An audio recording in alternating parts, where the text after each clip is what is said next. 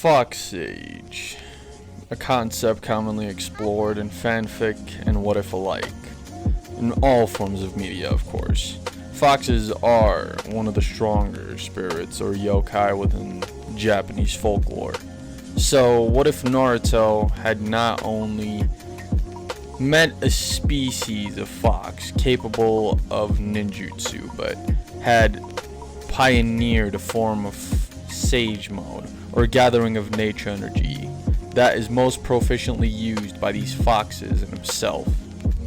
What if Naruto had a fox sage mode and had developed it while on Mount Nyoboku? What if Sasuke had the executioner's blade and had honed his skill? Well, that's what we're going to be going over today. And what if Naruto had a fox sage mode, part 7. I would like to take a quick minute to give a shout out to our members, and also moving past that, I would also like to say consider checking out our merch. In my opinion, both the hoodie, the shirt, and even the cap looks really dope. The link to that will be down in the description. Also, thanks to Streamlabs for hosting our merch, and if you want our merch / even create your own, the links to that will be in the description, as I said. So without further ado, roll that intro.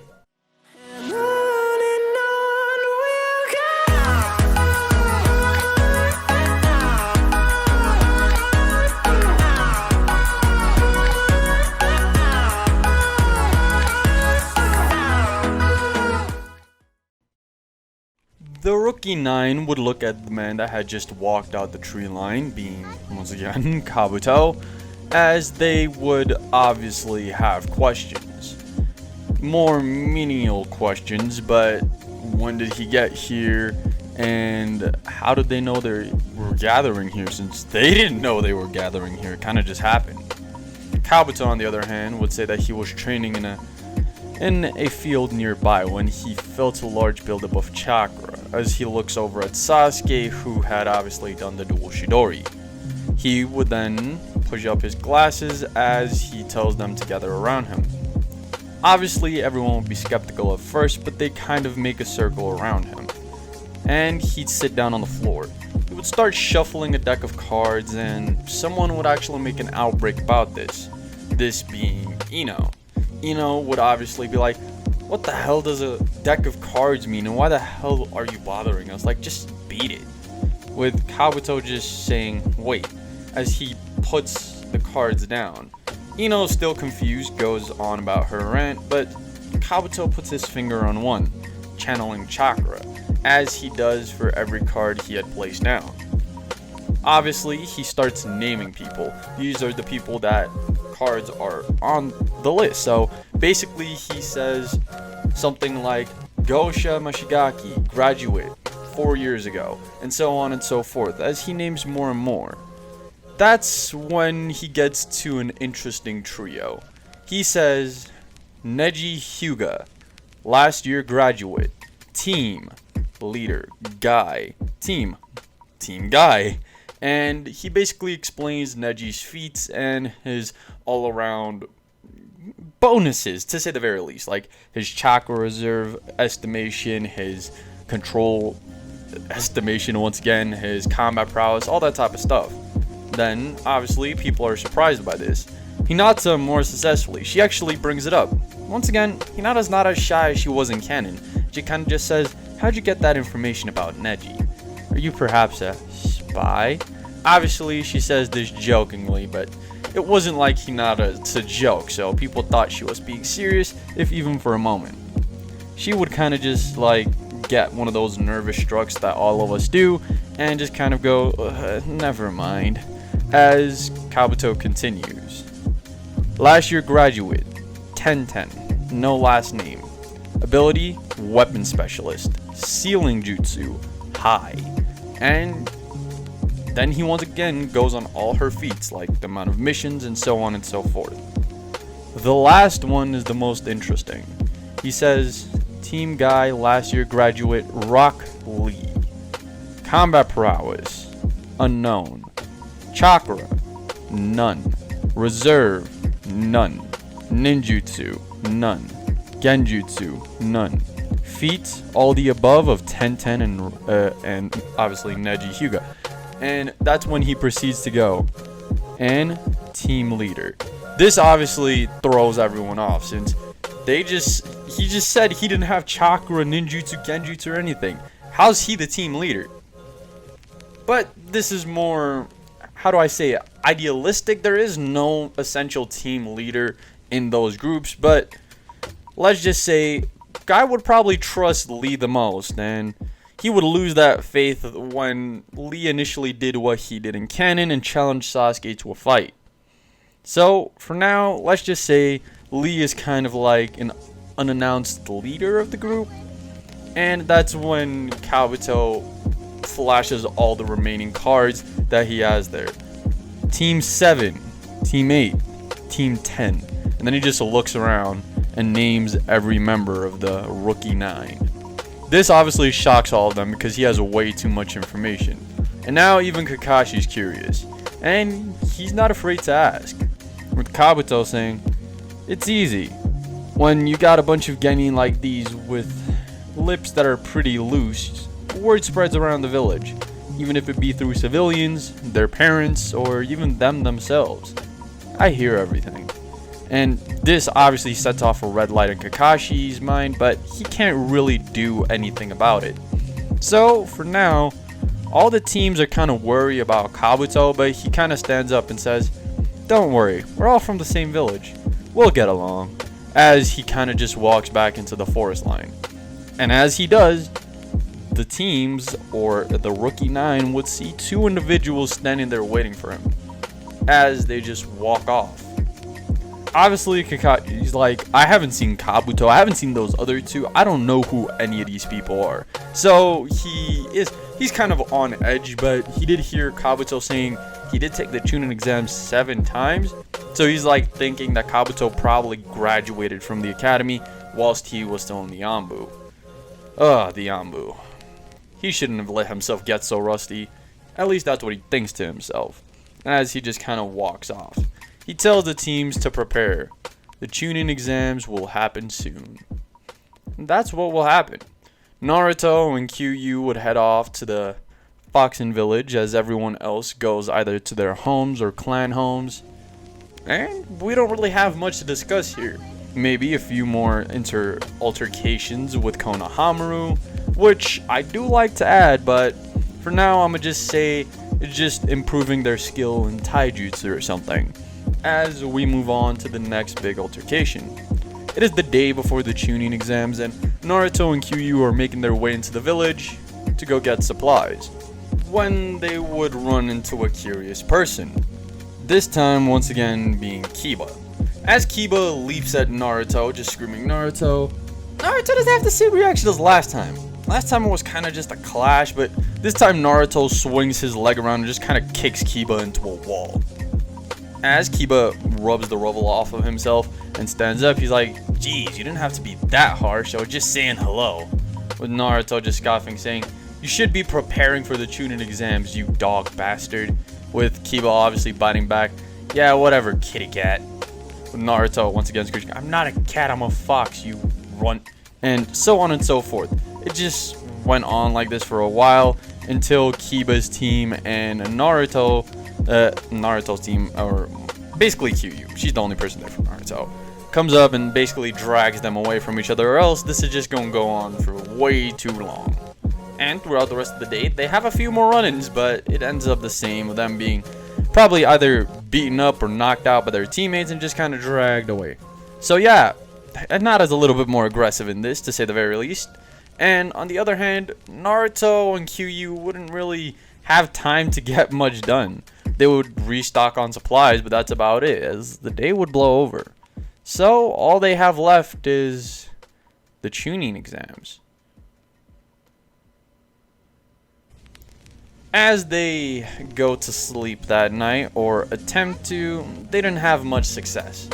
Time goes by, maybe hours, as the moon is in the middle of the sky, indicating that it is midnight. As Naruto would finally speak on the matter of neither him or his partner being able to gain any sleep, saying, what do you think it's gonna be like? Obviously, she's confused and will just retort with, what do you mean? And he says, being Chunin. Do we get to go on missions together anymore? Or do we even get to see each other? I heard that Chunins have a lot of work and sometimes go on solo missions. With Kyu just having a laugh. Oh, so you're scared to be without me? Naruto would kind of hop up with a scowl on his face, saying that that's not what I meant and you know it. I meant like us, a team 7. Like, will we continue seeing Kakashi Sensei or Sasuke? And this is when Kyu gets a little more serious. She says that she's almost as old as Naruto, but foxes, they become more mature earlier on, in the sense that even a year or two after being born, they can comprehend the full spectrum of the world as if they were an adult already. So when it comes down to it, she's seen a lot. And when it comes down to what it's like being a Chunin, the ones she's seen almost never come back. This obviously puts like a stake through Naruto's heart, at least emotionally, as he's wondering what she means by that. Well, she would elaborate. She would say that a lot of times Chunin are sent out like the leaders of genin groups or other Chunin even. And more often than not, they either die on a mission or come back to be discarded by the village for failing. So when it comes down to it, Chunin have a lot of responsibilities. That's why she'd rather just stay like this. Naruto can't help but to feel the same, as he kind of wants to stay a genin forever now. And when it comes down to it, maybe that's what they do. When they go up the next day, they encounter everyone, actually everyone this time, as we see that not even a single person like backed out. We see Kabuto's team, the Rookie 9, and even Guy's team here. So it's really strange to say the very least. And as someone comes up to them to ask them if they're the teams participating in the Chunin exams, the group just says yes. But when it comes down to it, as he's asking if they could fill out the paperwork and all that, Naruto would put up his hand and asks if he could, not participate but have his teammates still be able to. Kyu basically does the same. She says she also doesn't want to participate in this exact Chunin exams. This person, who I will just be calling a proctor for right now, says that you need a team of 3. And it doesn't really matter if they're your team as long as it's a team of 3. And when it comes down to it, we as an audience see Kabuto like nudging at one of his teammates. For now, I'm going to say it's the one with the ability to stretch. Basically saying that he'll leave too. He doesn't feel comfortable in these, since he has lost 7 times and got roughed up quite a few times. The proctor would allow Sasuke to enter among Kabuto's team, and Sasuke will kind of allow it. He obviously doesn't know why Naruto and Kyu don't want to participate, because even if they have been doing nothing but slouching these last 6 months, they should still be stronger than anyone else here, except himself, of course. At least that's what he thinks. But he wants to become a Chunin, regardless of what happens. So Naruto and Kyu would kind of just return to the Fox compound, and when they reveal this to Kyutan, he wouldn't even be disappointed. He'd say he understands, but becoming a Chunin is something that every shinobi has to go through. When they later revealed this to Kakashi, he was a little worried about Sasuke, to say the very least, since he was with an unfamiliar team that might backstab him at any time. But he's his student, so he will make it through. Now, all there is to do is watch. As Sasuke would pass through the first exam, only residents from Konoha actually participating, moving on to the Forest of Death. The Forest of Death in this continuity would have been used as the second exam for every Chunin exams held in the Leaf. And what kind of happened is, it would be explained that a lot of people had died in this forest, if it be by their teammates backstabbing them, obviously giving a small red light in Sasuke's mind, with him just thinking, these bastards try to backstab me, I'll kill them so quickly that they won't even realize that I did it, or something like that. and they would be forced to sign a waiver that no one's held accountable for their death, if that just so happens. And for the most part, I'd say it would go pretty fluently until they have an altercation with Orochimaru. Orochimaru would obviously approach this new group consisting of Kabuto, the teammate with the ability to absorb chakra, and Sasuke, and he would seemingly not know Kabuto. Of course he knows Kabuto, but when it comes down to it, he's hiding that so that Sasuke doesn't realize it. He would pretty easily incapacitate Sasuke, or at least Kabuto and his teammate, basically leaving Sasuke with the imprint of, weaklings. And, as he usually does, he throws a fireball at Orochimaru. Orochimaru being dressed as some random leaf shinobi. Yes, he had taken over someone's body, and now him being burnt clean of it. So, he would reveal himself as Orochimaru, obviously not saying anything on it, but leaving Sasuke with the hickey nevertheless. So, how's Sasuke gonna, deal with getting a hickey? And how is Kabuto's team gonna come back from this beating? Well, find out on the next part of What If Naruto Was a Fox Sage. I really do hope y'all have been enjoying this series, I guess. And yeah, these videos are edited by our boy Steak. Our intro and outro was created by the Dragon Lord. And thank you to every single one of the members for helping the channel sustain itself. And without further ado, roll that outro. 1, 2, 3, let's go!